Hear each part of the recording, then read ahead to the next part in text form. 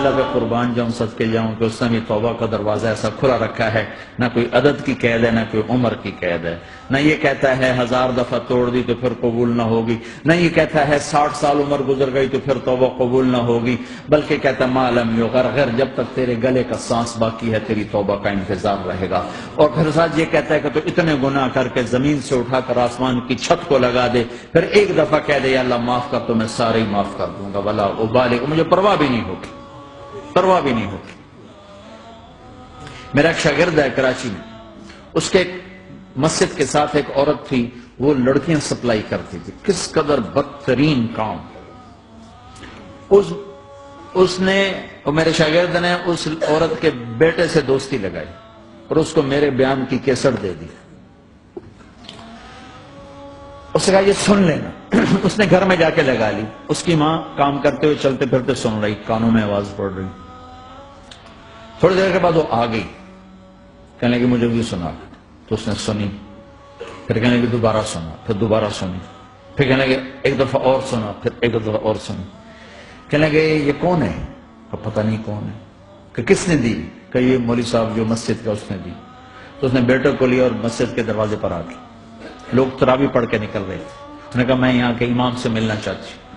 تو آ گیا، امجد نام ہے اس کا۔ کہا مولوی صاحب یہ کیسٹ آپ نے دی ہے؟ کہا جی۔ یہ کون ہے؟ کہ میرا استاد ہے۔ کیا نام ہے؟ طارق جمیلی۔ کہا اس نے کہا ہے کہ جتنے بھی گناہ کرو توبہ کرو تو قبول ہو جاتی ہے، تو میری توبہ قبول ہو سکتی ہے؟ تمہیں تو پتہ میں کیا کرتی ہوں۔ کہا بی بی توبہ تو سب کی قبول ہے۔ کہ اچھا پھر میں تمہیں گواہ بناتی ہوں، میری توبہ، میری توبہ۔ اور اگلے دن مسجد میں آنا شروع کر دی تراویح میں، اور دعا کرے یا اللہ اگر میری توبہ قبول ہے تو مجھے اٹھا لے، اگر میری توبہ قبول ہے تو مجھے اٹھا لے، اگر میری توبہ قبول ہے تو زور زور سے دعا کرتی۔ عورتوں کے اس میں جدھر عورتیں نماز پڑھتی تھی، 29 کی رات سجدے میں اللہ نے اس کو موت دے دی۔ ساری زندگی لڑکیاں سپلائی کی اور موت آئی رابعہ بصری جیسی۔ توبہ ایسی چیز۔ میں نواب شاہ میں تھا تو ایک وڈیروں کو جمع گیا، وڈیرے مسجد میں تو آ نہیں سکتے، سندھی وڈیرے، تو ہم نے ایک وڈیرے سائیں کے گھر میں ہی بیان رکھ دیا، تو وہاں آ گئے سارے، تو ایک وڈیرے کو لے کر بڑی مونچھیں اور جلالی چہرہ اور بہت غلط زندگی۔ میں نے بیان کیا، وہ بیان میں روتا رہا۔